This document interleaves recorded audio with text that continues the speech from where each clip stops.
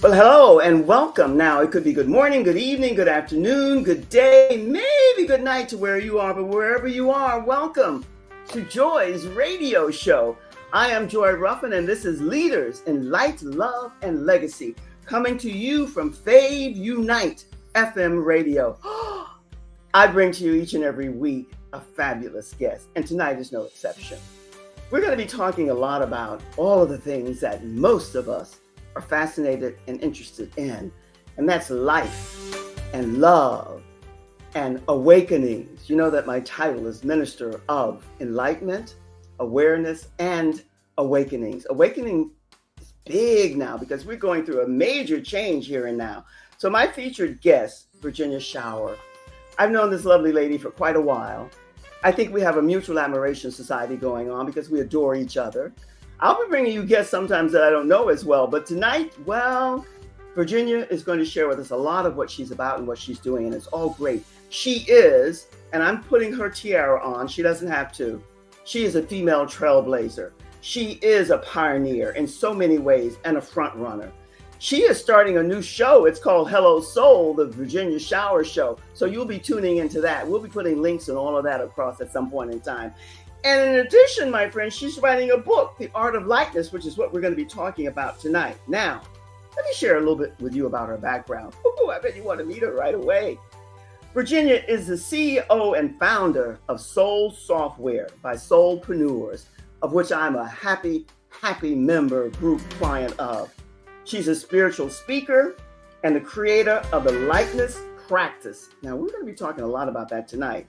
A soul-led method helping people release the weight of life and step more fully into their ever-becoming truest selves.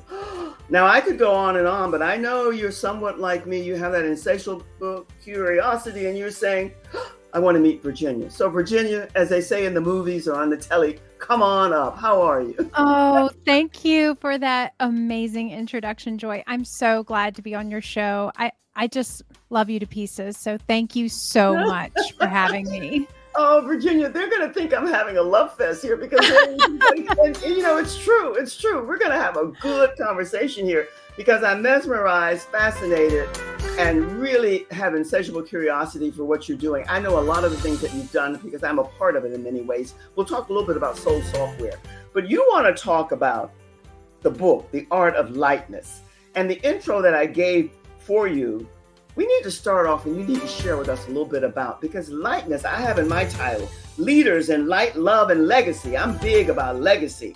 So tell us what it is to you, this art of lightness. The book's coming out, I think you said in 2026, but share with us what is lightness and why do we need it? Of course, we know what it means, but we want to hear it from you. Absolutely. So, of course, it has to do with being light, and we've heard of light workers and being a light in the world and all of that. Lightness is actually twofold. It's about your light and being able to, there's a lot of heaviness in this world, and there's a lot of overwhelm and anxiety and just so much coming at us in this world. And it's so important for us to be able to have tools in our tool belt to be able to release what is heavy and allow ourselves to come into what is light in order to become our ever-becoming selves, in order to become into our greatness. And I call it your manifesting superpower.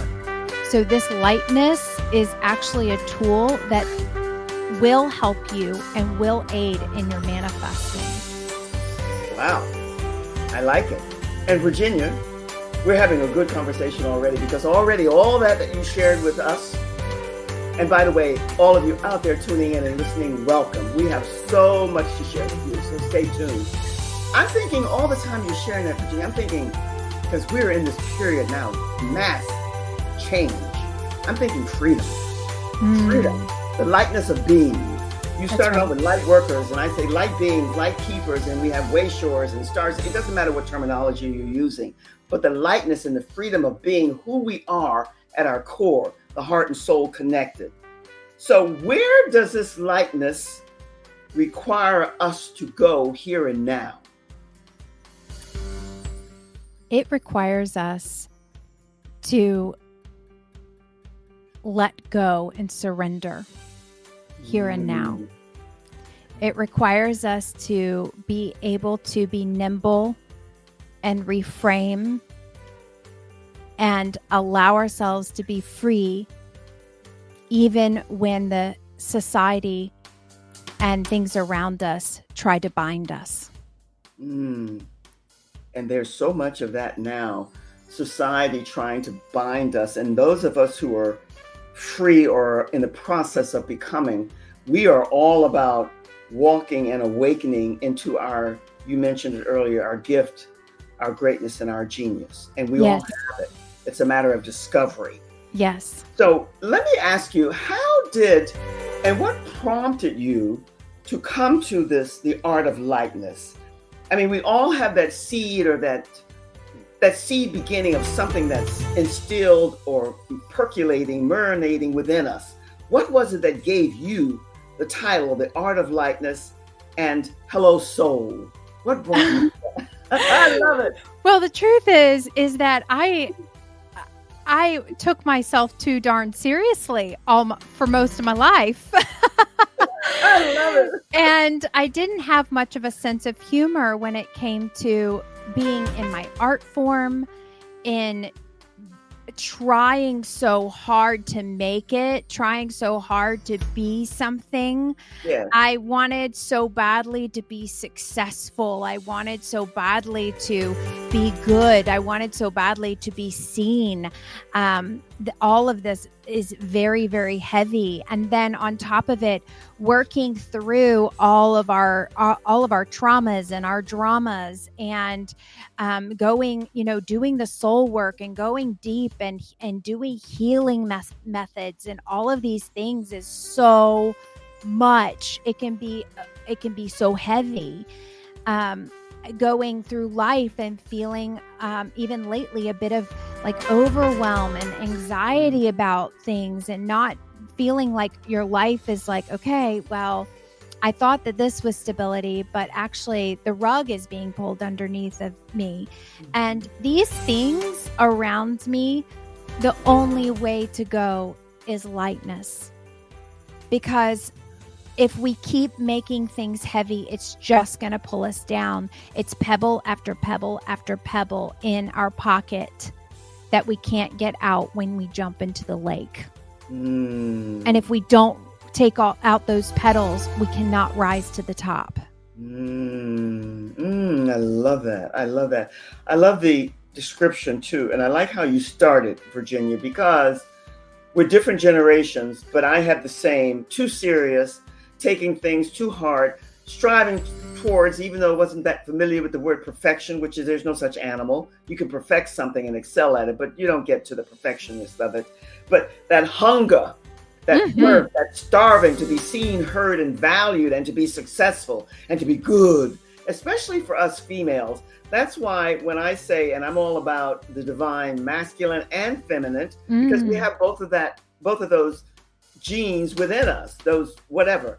And so that said, the word that you ended with is what I think so many of us, I don't think I feel it, I see it, I smell it, I taste it, I know we're overwhelmed. So your timing for this art of lightness is so on point. And so what are you suggesting based on your too serious in the beginning, we're generations apart, but yet we're so aligned. What are you doing now to get people to awaken to this lightness of self? Yeah.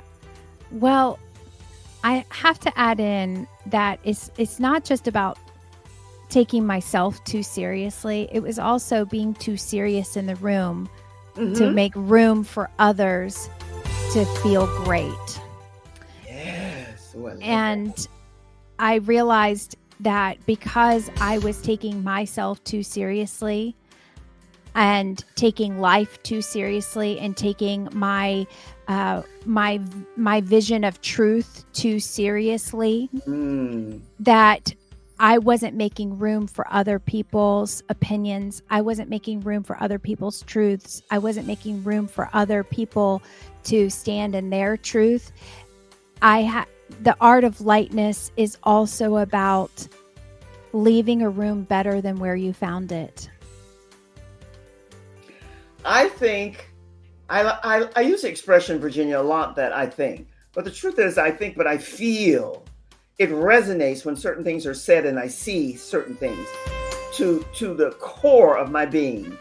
And what you said and how you expressed it about making room for others so that they can feel great and feel their greatness, genius, and love within themselves, that's what a true leader does. True leader. The buzzword for 2023 was authentic. I really pretty much got sick of it, but now I can say it because 23, we're almost going into 26. But it's making room for others to see, to feel, and to embrace their, whatever that is, the gift, because everybody has a gift in greatness. So how do you do that? How did you, because you mentioned laughter. Oh, at this stage in life, I just love to laugh. In fact, somebody said to me, Joy, I love your laughter, because I can laugh at everything. I'm very serious too. Maybe that's another alignment that we have. But how are you making room? What are you doing now? I know you've always done it for me, but what are you doing and how are you making room for others to feel their lightness and their greatness? Well, like you said, and like you asked in that first question that I didn't end up answering, Yes. what you had said, what do you do for yourself? And Yes. It does start with self. It does start within. And in the old way of being light is we always look at the positive. Mm-hmm. We always go to positive thinking. And I don't disagree with that. Positive thinking is optimism, and positive thinking is the end goal. The thing is, we have to step up to that. We have to feel what we feel. So we have to feel what is. We have to find what's true. And true is balance. And so when we're feeling, and we're in a room and we're feeling down, or we're feeling insecure, or we're feeling these things, we can't slap a happy sticker on our face and move on and fake it till we make it. Let's go. Because that is actually, people call that positive toxicity. When you slap a happy sticker on your face and you're really feeling poorly and you don't let others to feel poorly as well. And so the first step in the lightness practice is feeling what is. I love it. The second step is finding what's true, finding the balance. So in the room, taking in that you're in this lovely room, finding things in the room that bring you to the present moment. Maybe you go over to the refreshment station and pick up a drink that you like and just be present with that drink for a moment. Find what's true in that room. Find a friend that's true in that room. That is soothing. That is comforting. You find your comfort. Third step is focusing on what matters, remembering why you're there in that room. It's not about you. It's about making connections with others. Exactly. I think that's what most of us, the majority of us, at some point in time, we realize it is about you, but not to the extent that we have been programmed, conditioned. Right. It's about resetting that now. You use a lot of the keywords that I love: balance, truth, they are aligned. Positive thinking, seeing the good, the bad, and I don't like ugly, so, or maybe the optional, but take the high road. Right. Finding the balance. I mean, when you're not feeling good, that means there's an other side of that as well. And also, when somebody else isn't feeling good and you are, you can find the balance there and not override their sadness by saying, oh, just think positive and move on. You can acknowledge them and say, you know what, that really sucks. That really sucks. And that doesn't need to bring you down. No, far from it. Right? And then from there saying, well, I I really adored this person, or I just think the world of that person.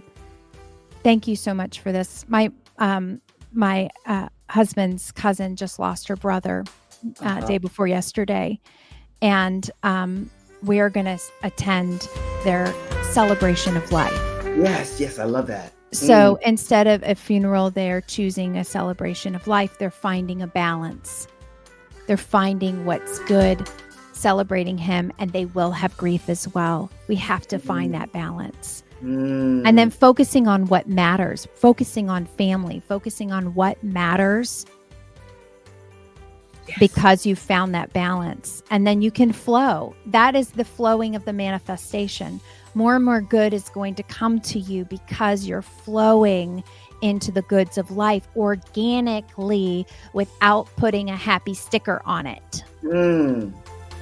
Virginia, you're giving us some platinum jewels here. And all that you just now shared with us, I'm going to piggyback to what you said, how you started off before this.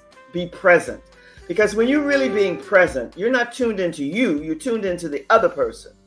You are there and you're completely in their presence, tuning in and listening with a positive outlook and mindset, because it's not about you, it's about how are you connecting and really relating with them? How are you allowing them to see their beauty and their truth, to see it through you maybe, because you might be the mirror. So there's so many ways that you can say, there's so much rhetoric and verbiage and jargon out here, and yet you have to find your way and means of getting to your lightness, your freedom, and your balance. So lightness is a practice. It's not your It's a practice. That's right. That's why it's not. It's not going to be something that you are going to master or anything. It's feel, find, focus, flow. That's what it is. Feel, find, focus, flow, and understanding where you are. I love this emotional guidance scale by Abraham Hicks. If you look it up, they have the lowest part of the scale is grief, and lowest part of the scale is depression, and just feeling the low of low, and the high of high is appreciation and love. But you're not going to skip from the bottom of the scale all the way to the top. So you've got to be able to understand where you are on the scale and what the steps up are. For someone who is going through it, anger and rage might be the right steps for them. So it's very important that you know where you are and you're not trying to skip the steps of feeling what you feel and rising up the scale. That's why it's not just about positivity, but it's about riding the scale up. Yes, I like that. That's a good way to express it. But all the time you're saying that, I'm also thinking we are so in the Insta society now for this self-development, whatever verbiage you choose to use, that we sometimes forget that it's a journey and it's an ongoing journey. Yes. It doesn't end. So to be patient with yourself, love yourself, look in that mirror and really see yourself, blow kisses at yourself, because it might be anger and rage. It could be love, and you want to see and feel what's really there. But you can only do that when you're being honest and true with yourself. That's correct. I love your feel, find, focus, and flow, because I love the word flow. I say I ride the waves, I flow with the tide, whatever. But that's really what it's about, flowing. How do we open up those who are maybe on the verge and thinking, but they don't know where to go or who to turn?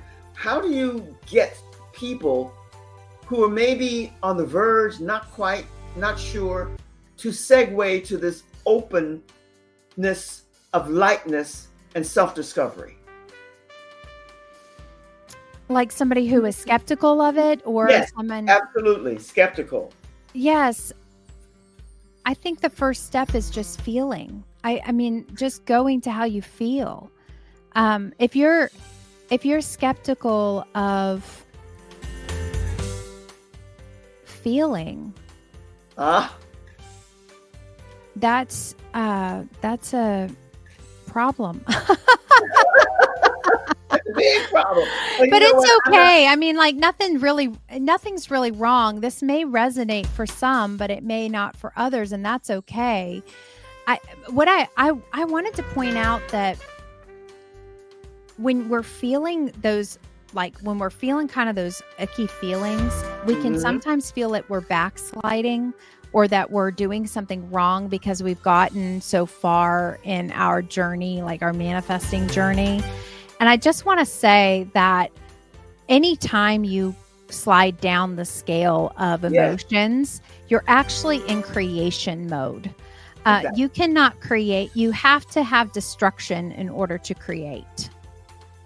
And so you need, for whatever reason in your journey, this is happening for you. It is not happening to you. It's happening for you if you allow it to. Well, that's very profound and very deep. And I think without question, a lot of people will get that. But even, I don't say from the movie, what it was, the good, bad, and the ugly. I say the good, bad, and the so-so. That so-so is what we work on big time. Because that so-so, that stuff that maybe you don't want to surface, it's what's going to give you your wings. Right, exactly. And I would say to those that are skeptics about this, I would say just try it. Why not? What do you have to lose, right? Feel it out. Find the balance. Find something in your life that's good. I have all these techniques that you can use with each step in the process that will be in the book. But you can do a little tester of just allowing yourself to be authentic and find a better feeling place, then focus on what matters to you and flow into it and see how that works for you. Right. I like the word feel because that's a big one for those who are on a journey of self-discovery and self-love and self-confidence and all that good stuff. But unfortunately, and I'm not a negative person and neither are you, but I'm also a realist and I see and I feel things and I know what's going on. And I use the entertainment industry, Virginia, as a GPS kind of thing, because so many people who have so many gifts and so many talents, and they're so gifted in everything, and yet their personal lives are a mess. Yes. Because they have not gone inside the self, the womb of rebirthing and discovering, if it's not there already, to get to their self-love and self-knowing. Because once you get there, you know how to go out and enjoy yourself and have a good time, but you don't have to drown yourself in the alcohol and the drugs and all that other stuff. Oh, so goodness. My question to you, and not question, but we can piggyback back and forth with this. And the skeptic is one of the words, but that's the one side of the coin. But the other is that person who never really went inside. How are we, you, me, and all of us who are in the light workers, light beings, whatever terminology you choose, how are we going to get to those? Because people are only going to change when they're ready. Yes. But something will ignite, inspire, and instill something in them that time will come. So what are some of those seeds that you and I can part in our journey to share with those who maybe are skeptic and not into the self-love, self-knowing, or on the journey of?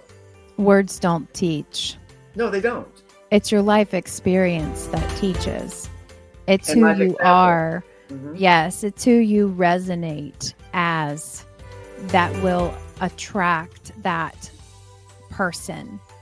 It's not about going out and saying the right thing or doing the right thing for that person.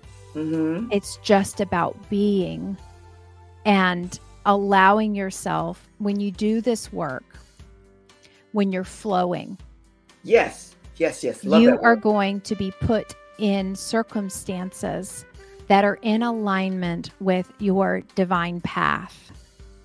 And in that divine path, you will be set up with the famous rapper or the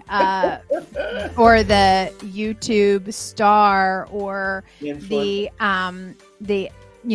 actor over here that needs you, like the right people, or the neighbor down the street that has in your older year in the old times drove you nuts, but now is a non-issue because you're this lightened soul.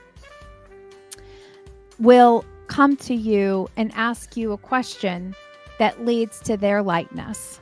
Yes. And so it's not about teaching anybody or trying to change people. It's all about being in the right place at the right time and being who you are, that it changes people. I have had the incredible journey of being able to witness the healing of my relationship with my father, and then watching his lightness unfold. Oh, beautiful. I've witnessed this. I have many personal stories of those in my life who I have hurt, they have hurt me. And because of the lightness journey, it has unfolded in the most beautiful way in time. And not because I'm this incredible teacher, incredible speaker. It has nothing to do with that.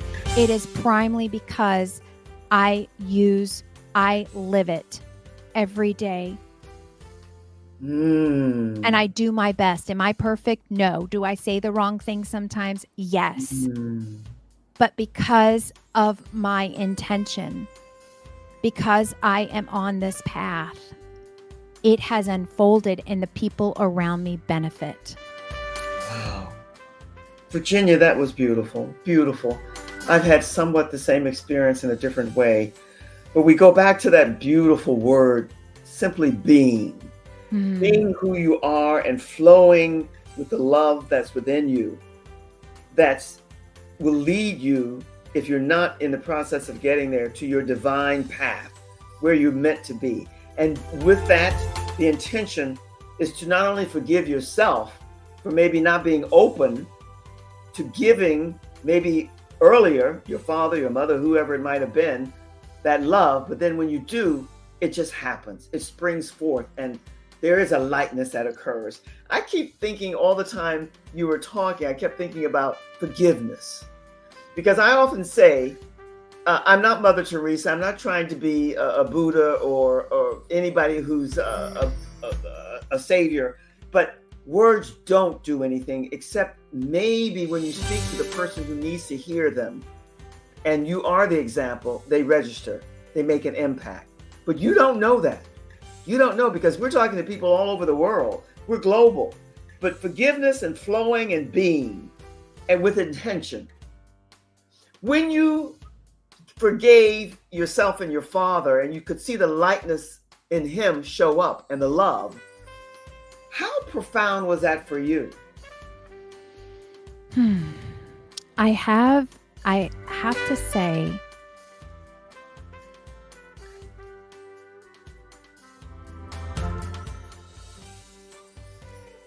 it was something a little different than forgiveness. It was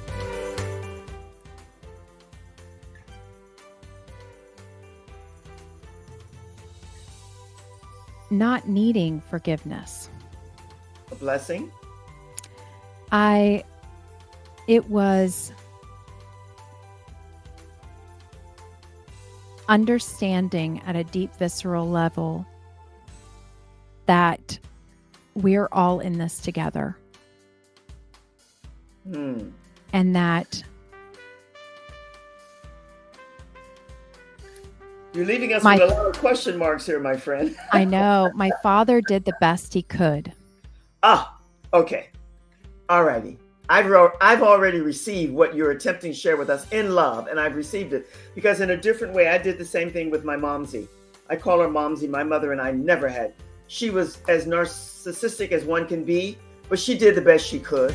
But right. I forgave myself first, and then I forgave her. You said it's not about forgiveness, it's about understanding. But I think they're going to go hand in hand, Virginia. They really do. They really do. And because I understood why she couldn't be demonstrative and give me the love that I needed so much at the time. This was part of my journey. Forgiveness is a surrender. Forgiveness is a surrender, and forgiveness too. I have a little thing with the word forgiveness because it implies that the judgment, that implies the judgment piece of the puzzle. I like that. And that's why I always use the word, I'm not fond of surrender. I like release. Release. Yeah. Yeah. It's a release. It's a understanding. I leave it to the universe to judge. I leave it to the universe to do what it's doing. That's not my job is not to judge and request forgiveness, request apologies. And when I have been able to do that and see that everything is truly working for me, and truly working for them as well, that it didn't matter whether my father forgave me or not. It didn't. And it didn't matter whether I forgave my father or not. Both of those things did not matter. What mattered was, can I find the truth of who he truly is? The truth of who each of us are is love. The truth of who each of us are is innate goodness. And if we can find that seed in the other person and see that they are doing the best they can and everybody messes up, and bless it, I can find my own peace. Everyone has to find their own peace, how they find it. How I found my peace was through finding love in the other person. That is so wonderfully delivered. And I have to say that you've opened up a new door for me, because I love the word forgiveness for different reasons, but what you're talking about and which I know and understand, it really is more about understanding. Because as we mature and we become our own agents and blah, blah, blah, you begin to understand the cycle of life, and that people are doing the best they can. Might not be what you needed at the time or what you need now or what you'll need going forward, but people are doing, and I don't even like this expression, the best they can, but people are at where they're supposed to be at the time. And our assignment is to understand it in love and to keep moving. That's right. And if you don't want to be with that person anymore, or I think of the most extreme circumstances, harm was done to you by another person. Yes. I think of the most extreme circumstances, there may not be a portal of forgiveness, but there can be a portal for finding and understanding a universal love that is within each of us, and moving beyond that, and when you find love and keep finding love in every single person that you come in contact with, you cannot help but see that it's all around us. And then when you come back to that person over here that has hurt you, you can come back with love. I've seen it. It's incredible. It's powerful. It's actually even more powerful than forgiving them. Yeah. Well, love is a universal language. I mean, I don't care how you phrase it. That's the bottom baseline. It is music is the language of the soul, but love is a universal language. It's my only dogma. Oh. I've thought about this a lot lately, and I am not one for dogma when it comes to religion. And and I thought, well, I can't say that because I do have a dogma, and that is love. Yeah. I love. Yes, and love again, but and we're not going to go there another time maybe, but this is one of the things why I can say this to you and the audience has heard, because I've said this a couple of times. It doesn't matter to me what your higher source might be, whatever that belief might be. I was born and raised more or less in the church. I left the church. I didn't leave God. I don't even know who it, she, he might be, but I know there's something. So that said, I understand what you're saying. You're only because love, I think, really is the universal language, and that's where we have to go. The time seems to fly here, and we still have quite a bit. Tell us, how did you come? You have here the science that the lightness practice is based on, the nervous system, and so on and so forth. Give us a little bit more data about that, because I know people are going to be scurrying about, as I will be at another time, to find out more about this art of lightness. So yes. So the art of lightness, I have been immersed in the practice of somatic therapies, in researching a lot on neuroplasticity and how our brains, neuroplasticity in the most basic terms, is how our minds can actually change patterns. Like we can change the patterns that we've been in. So having neuroplasticity means that you can change your patterns. And there's a great book that's out. I believe it's called Mind Magic. It's by Dr. James Doty. And he talks about neuroplasticity and how we actually can manifest through changing our patterns. It's also, this art of lightness is also based in nervous system work. And so it's working with the body. It's working with understanding that we feel how we feel, and we can't change our mind on how we feel unless we understand what we're feeling and feel safe. We have to feel safe in order to change. And so the feel, find, focus, flow has that piece of the puzzle in it. It's helping us feel safe, feel comforted, feel the things that we need to feel in our nervous system in order to move past these reactionary things. It's about getting out of reaction mode. It's getting out of impulsive, like something happens and then you spiral out on it.